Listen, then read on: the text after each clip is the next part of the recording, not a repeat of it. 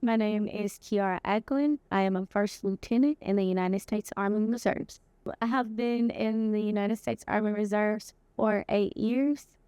I started off as an enlisted soldier, and then I joined ROTC as a SMP cadet, so simultaneous membership program, which means I go to school full time, still drill on the weekends, and then from there I commissioned, and I am going on year 2 of being an officer. So I joined when I was 17 years old as a split ops soldier, which means that I was supposed to go to basic training between my junior and senior year of high school. But I ended up waiting due to sports related things and wanting to play sports my senior year of high school. So I went to basic after high school. So I was not technically a split ops soldier, but I still had the right to go to drill if I wanted to, but I didn't. Did you go to drill? No. No.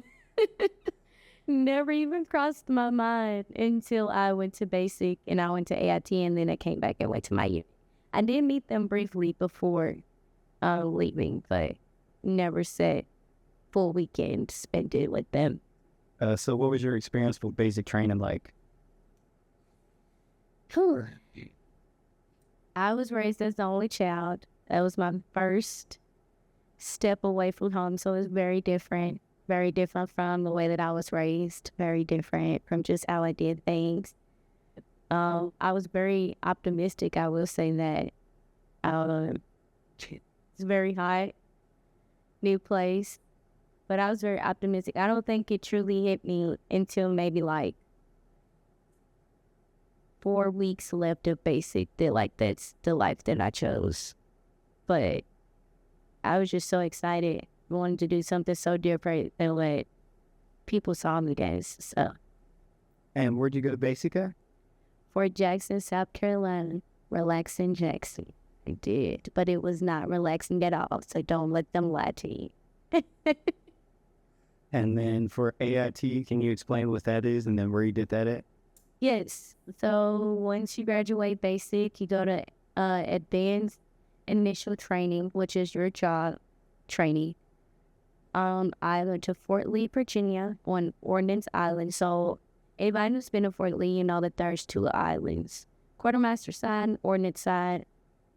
At the time, I had branched 91 as a mechanic, and I went to Ordnance Island in Fort Lee, Virginia. We got on a bus, everybody that was going to Fort Lee, regardless of what side you're on, and they bused us from South Carolina to Virginia in one day. And we got there, and they dropped off quartermaster first, and then they dropped us off, and it was 2 totally different experience. They got off the bus like basic training, and we got off the bus with people helping us with our bags. So, and we had a pass of an initial weekend getting there. So, yeah, very different. So, would you say that helped you or has hurt you so far in your military career? Being enlisted, definitely it's helped me. I understand the suck. I've embraced the suck. I've been the person who's had to answer to other people. I've been the person that just had to follow the leader. So now being an officer, I know one of the things that they always teach you when you're becoming an officer is listen to your NCOs. So when you've been in their shoes and you've seen firsthand the work that they do to keep a platoon and a company moving, it's nothing but respect. I have no problems whatsoever listening to my NCOIC and listening to her ideas. I mean, she is the SME. Yes, I have the right, but at the end of the day, she's the one who's been on the job longer than I have. And just for the people who don't know, what's the NCO or NCOIC? So an NCOIC is the non-commissioned officer in charge. Those would be your ranks from E5 on up. So sergeant, sergeant first class, SR, sergeant major. Those are all your NCOs. And they will typically be in charge of a staff position or of office underneath an OIC, which is the officer in charge. And those are your officer ranks. and they run that shop. But NCOs, they run the shop. And what was the process of your commissioning like? Um, that journey was different within itself. I started off originally my commander is the one who told me about ROTC. My company commander at my reserve unit while I was still enlisted, and I was going through school, and at the time my unit was in and out a lot, and he was like, "I got a plan for you to go to school and not be interrupted." And he presented me with ROTC, and I was awarded a 3-year scholarship. I got to ROTC. I didn't really take any of the classes except military science, just because I had already went to basic, so a lot of the stuff was redundant. Um, and I just wasn't feeling it. And so I dropped ROTC, and then COVID happened.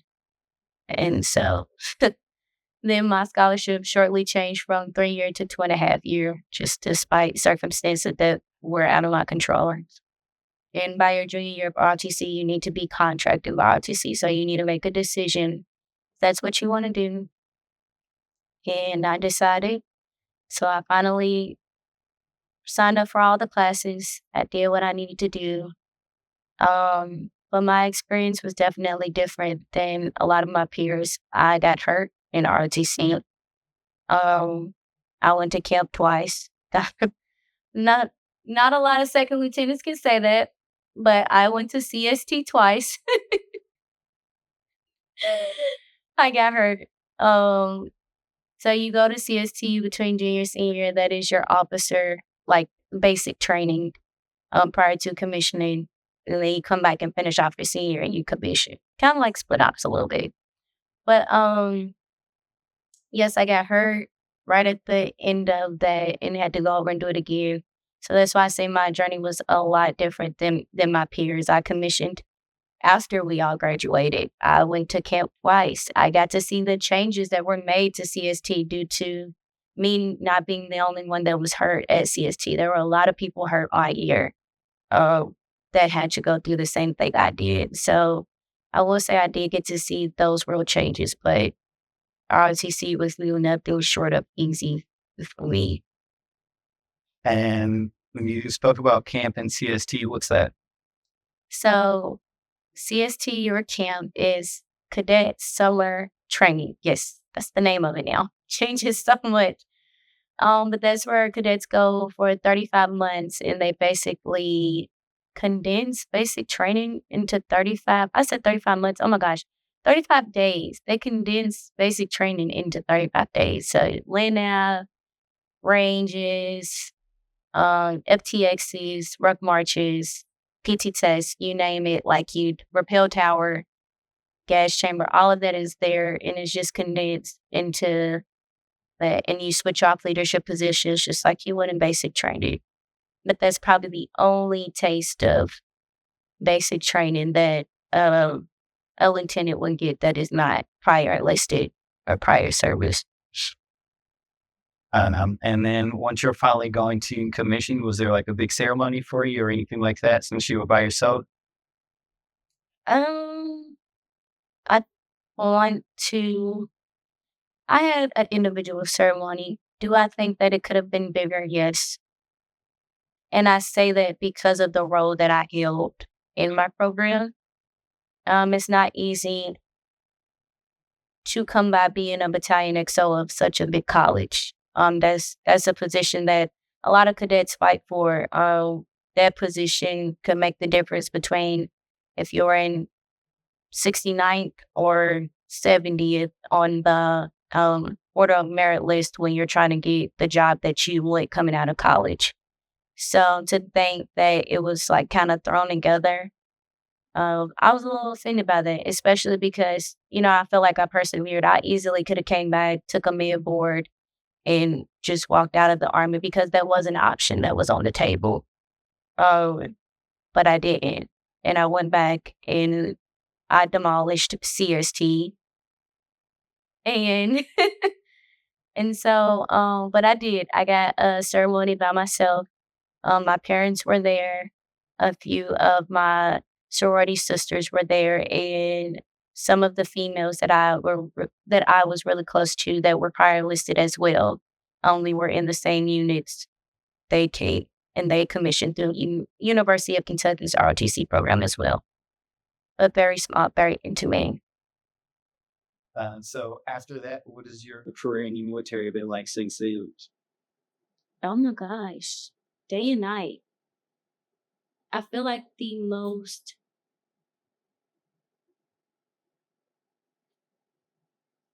most character development I feel like that I received in culture shocking was in ROTC. Um, and you'll hear many NCOs or people who've been in the military for a long time say that ROTC is definitely a different beast than it is. And it's not in a bad way. It's just things are so different. And sometimes I think that ROTC kind of coddles us a little bit and gives us a false sense of what the army actually is. And not in a bad way. I feel like the real army is a lot more laid back than what ROTC makes it out to be. But nothing short of amazing. I wish I could knock on wood, but I've been very lucky in my career. Enlisted and becoming an officer, my unit very supportive. Um, Especially being someone who's at the same unit from the time they were uh they were fuzzy all the way up into commissioning. Because after our commission, I did go back to my unit until I was transferred out. So to be able to be with those same people for almost 6 years of my career and to go to a new place and be so welcomed in it to feel the same way, I can't complain about my experience so far. Um, and even to basic officer leadership course, that's kind of the AIT for officers. That school was amazing. Like, shout out to my instructor, shout out to all of the leadership at Fort Jackson that are in charge of the Human Resource and Adjutant General School.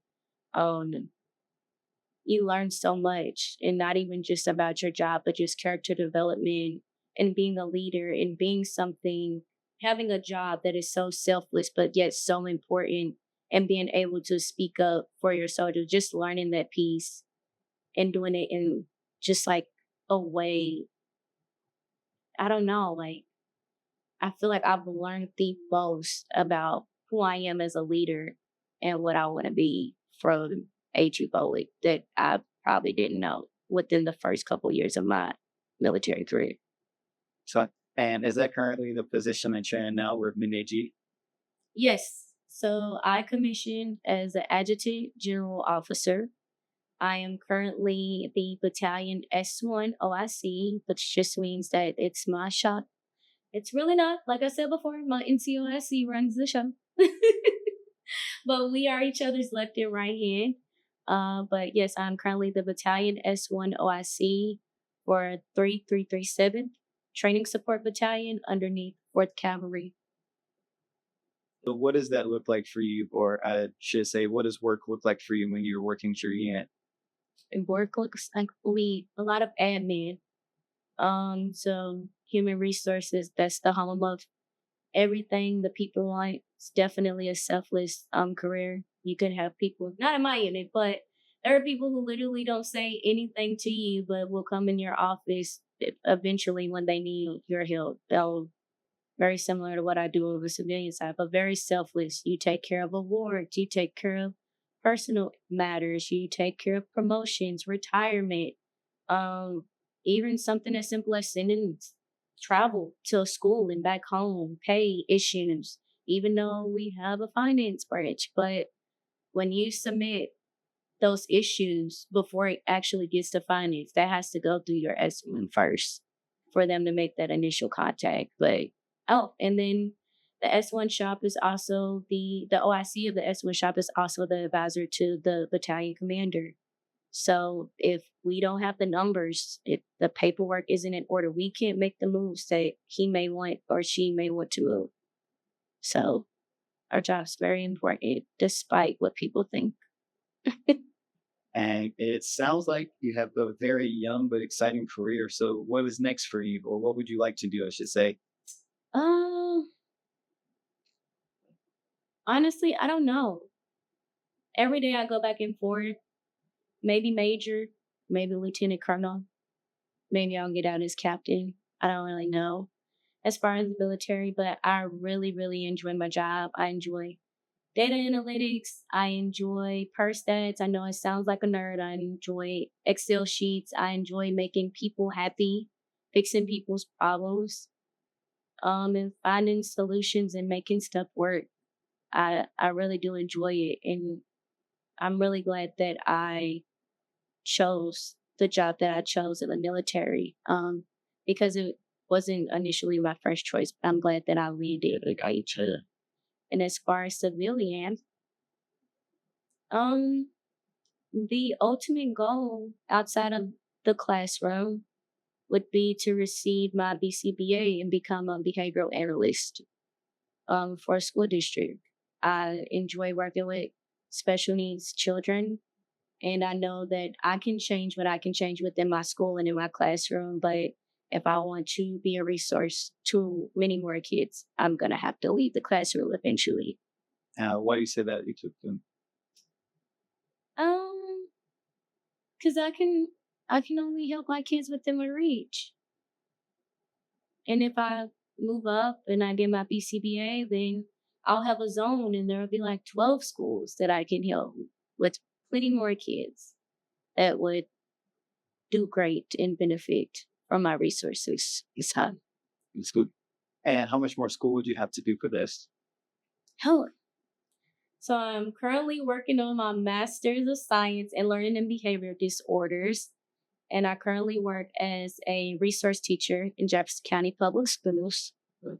And to receive my BCBA, I would go back for another master's so I could get clinical hours unless I'm responsible enough to do that on my own. And that program is 2 years. And then there's a test at the end that I would take to be able to be certified. Well, it sounds like you have a great plan there. I do have to ask some hard questions though. Okay. So, in terms of diversity and your experience there, how has that been for you in the military? We can start with going back to your time of basic and AIT. Um, I will say basic training in AIT was very diverse. Walking into basic and AIT, I was very shocked by what I saw because I had, everybody has stereotypes of what the military looks like and what the army looks like. So it's very different. And I also credit a lot of that to the job that I chose. A lot of your diversity is going to be in those support jobs in MOS's branches.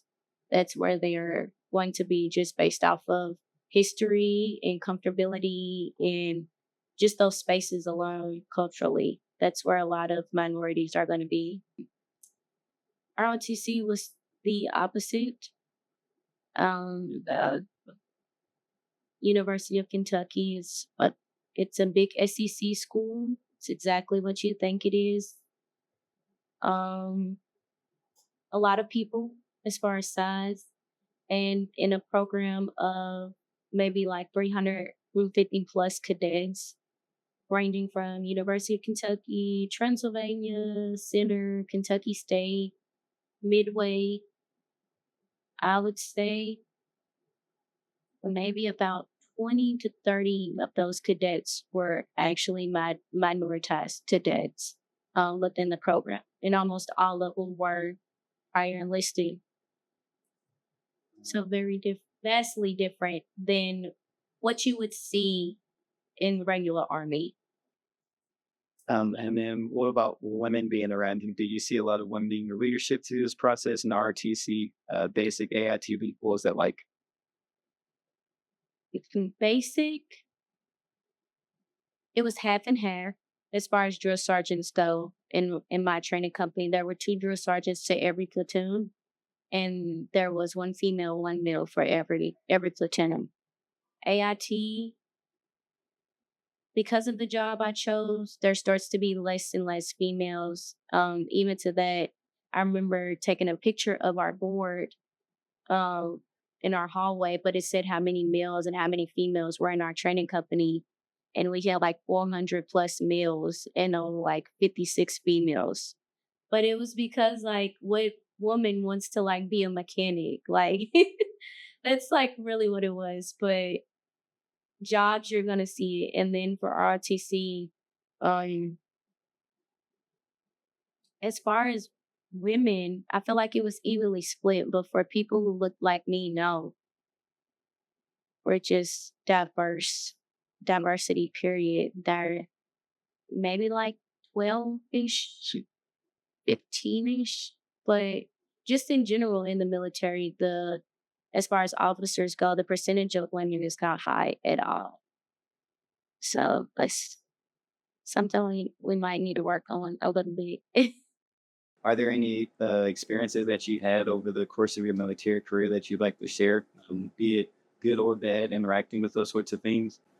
um, I don't know if I could really pinpoint anything specific, but I will say that one thing that kind of shook my leadership, I would say, or the way that I lead or the way that I carry myself is the comments of being loud and being aggressive. Um, to get that from your peers, especially when you're someone who has been in the service and thought that you had navigated those spaces pretty like smoothly and with charisma and things like that. I would say that that's one thing, even though it's like a bad thing, and those things are words that are used as like, EO complaints, equal opportunity. So those would be like EO complaints. But I would say that they, even though they hurt at the time, they really changed my leadership style and the way that I approach situations for the better. And I feel like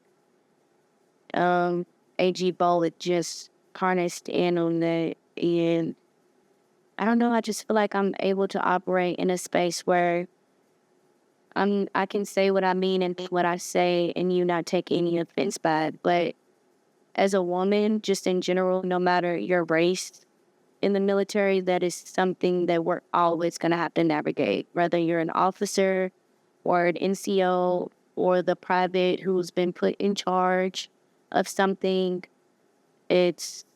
We just have to figure out the charisma and the way to move through the ranks without being called those things while also still being assertive. Because once I shut down from those comments, I was told, you need to speak up and you need to lead and you need to lead from the front and leaders are not quiet. And those words really shook my whole experience. But I think in the end, they made me better. And there you mentioned your peers. How do you feel like your peers saw you through this process? Hasn't that a lot of my peers felt like I wasn't deserving of certain positions, but also what your peer sees and what someone who's been in the military for 15 plus years sees is two totally different things. And as leaders, that's our job, is to find the potential and unlock it. And so my peers didn't see that, they just saw what was presented to them in the front, because I am not. I mean, people on the street are always like, oh my gosh, you're in the military. And I don't know if it's the way that I look. I don't know if it's the way that I talk, or maybe I just don't bring it up at all. But I just feel like there's not one way a leader should be or one way a soldier should act. But there were also peers who just loved me. And when I got the position that I got, it was like, yes, I voted for you. I wrote your name down. Those type of things. So, but that's going to be anywhere. Would you still suggest the military to young that looks like yourself now? Um, as someone who works in the school system and someone who went in the military very young, honestly, I don't suggest it to anybody. But if anybody is open to that option and wants to converse with me, I have no problem talking to them. And if there's something that they're really leaning towards to, I'm going to help them find those pros within it. Just because I went to basic and my platoon started off with a lot of people, and that's not what like walked across the stage. And it's due to just different things come up, different things happen, people are different, and the military is one of those experiences, just like college, where certain things that you thought maybe you fixed or you worked on or you didn't really think about, those kind of get pulled out in those situations. And all you have to lean on is the people to your left and right that you know nothing about and you just met. So I think if it's something that you want to do, I am open to talking to you about it. But if you're not ready to face the adversity and be uncomfortable and be put in situations that you never wanted to, then no. When we were getting ready for this before, you kind of mentioned black fatigue over the course of all of this. What is that? Could you explain that? Yes. So black fatigue comes from being the only person in the room majority of the time and carrying the weight of everyone who looks like you within the room.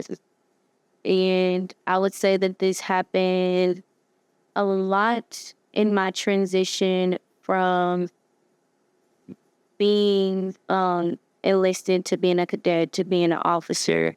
A lot of the times when you're put in certain leadership positions, people expect you to address the people who look like you, because if it comes from you, then it's softer of a blow, which is not the right way to go about things, because in the military, there are programs like equal opportunity and all of these other things that teach us how to navigate through those experiences. So,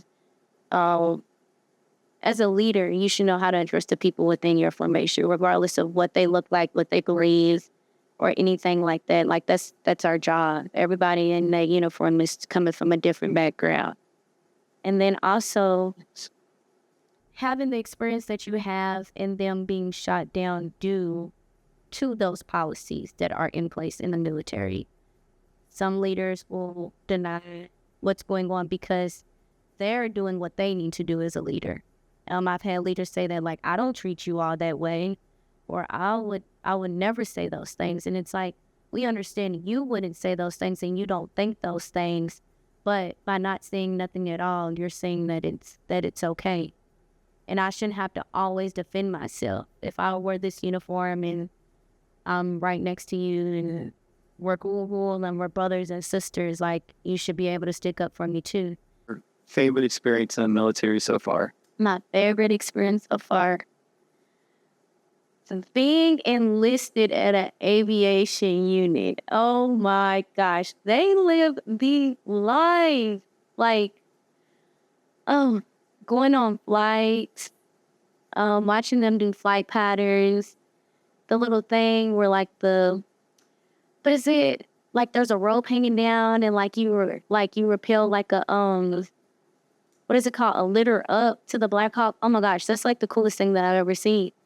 And also, not just being exposed to that part of it and going on flights with people, but also having a commander that was very in tune with me being in ROTC and really helping me navigate through the process of finding a bridge.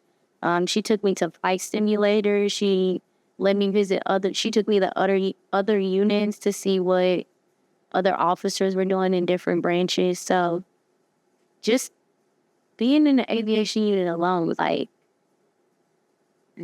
just those experiences on a drill weekend, I don't think too many people have experienced what I've experienced on some drill weekends in the most awesomest way ever. That's not even a word, but yeah. And then the last thing, is there anything that you'd like to add that you just thought about as we close up? No. If anyone does decide to go in the military, regardless of what they believe, because everybody is a part of some type of minoritized population, regardless if they think it or not, to just be open to new experiences, be open to the people that you're going to be around, and remember the times where maybe you feel like you didn't belong. And if you're that one person that can make someone else feel like they do, then do it.